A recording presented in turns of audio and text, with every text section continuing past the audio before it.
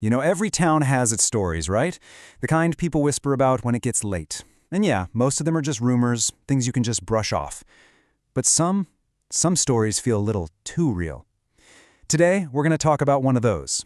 It's about a bus stop that you won't find on any map, about 12 kilometers outside the city. People only know it by one name, the last bus stop. So, let's get into it. And that right there, that's the heart of this whole thing. It's not about catching a ride. It's about ending up somewhere you never, ever wanted to go. I always thought it was just some silly ghost story, until I came across the account of someone who actually lived it. Okay, so let's set this scene. It's late. We're talking 1:26 in the morning. Our narrator, he's a brand new bus conductor, working the night shift. They're on this long, empty road, way past where the city lights disappear. And you've got to know, this guy's a total skeptic. He's just trying to get through the night. Now, the dynamic inside that bus is absolutely crucial. You've got our narrator, the new guy, who thinks all these local legends are a bunch of nonsense.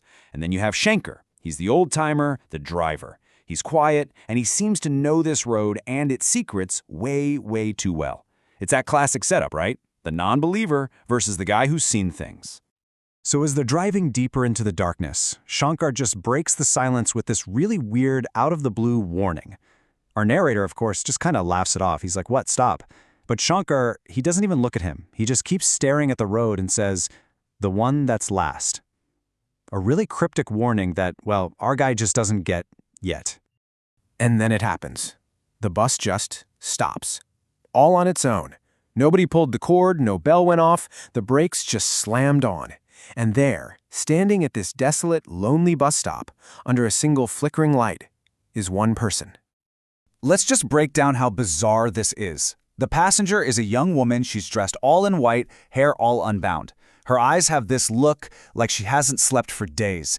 And this is where it gets really strange. She has no bag, no umbrella, and even though it's pouring rain outside, she is completely impossibly dry. And then the bus door just creaks open by itself. So she gets on, and the conductor, just trying to do his job, asks her, "Where to, madam?" Her reply is so simple but so chilling. No emotion at all. She just says, "Where I get off every day." It's an answer that isn't really an answer, you know? She just walks to the very back of the bus and sits down. The second she sits down, this wave of cold just washes over the entire bus. It's not a draft, it's something else. Our narrator looks over at Shankar, the driver, and his face is ghost white. He whispers and his voice is shaking. "I told you. Don't let the bell ring." Yeah, that skepticism is starting to fall apart, fast. And this is where things really start to go off the rails. The bus starts moving again, but the feeling inside has totally changed. That quiet sense of dread is about to get a whole lot louder. Okay, so first, the ancient radio just crackles on, playing some old, forgotten song.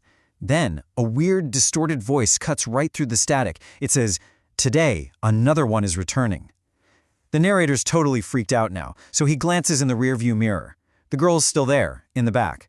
But her feet, they're not on the floor. They're just hovering. Shankar slows the bus down at the next stop, and he's muttering, "This is it. This is it." The conductor opens the door and looks back at her seat, and she's gone. Poof. Vanished. The seat is completely empty. Well, not completely. It's wet.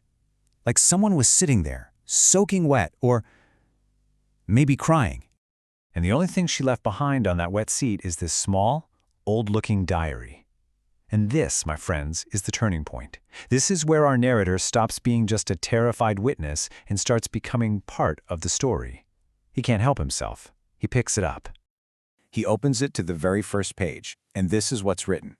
"If you were reading this, I am returning home again today." The meaning hits him right away, and it is horrifying. Again, this wasn't the first time. So he starts flipping through the pages, and this terrifying pattern just jumps out at him. He sees the same date written over and over again, year after year after year. August 17th, every single year. This is not a random event. This is an anniversary. He finally gets to the last entry, written exactly 1 year ago today, and the words he reads just make his blood run cold. "Today, the driver saw me.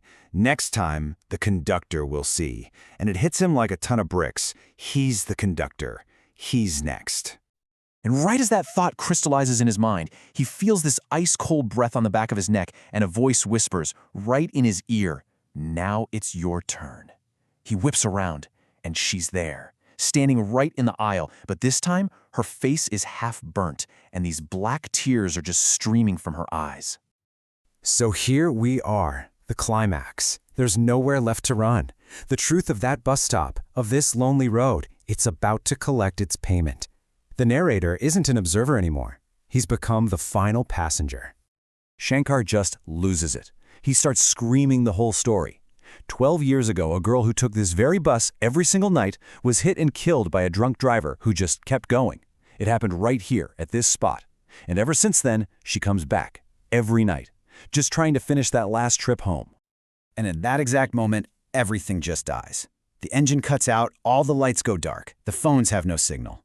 And in this thick, suffocating blackness, a voice says, "Tonight, no one goes alone." Shankar, in a total panic, pries the door open and just bolts out into the night. There's a single, blood-curdling scream, and then just silence. The next morning, of course, the bus was found. It was just sitting there, abandoned at the last stop. Inside, nothing. No one. The official records are cold and simple. The driver, Shankar, missing. And our narrator, the new conductor, also listed as missing. They were both just gone. But there was something else they found on that empty bus. A new diary. It was sitting right there on the conductor's seat. And on the first page, there was just one single, chilling sentence written. "Today, the conductor stayed home." The cycle didn't break. It just found its next victim.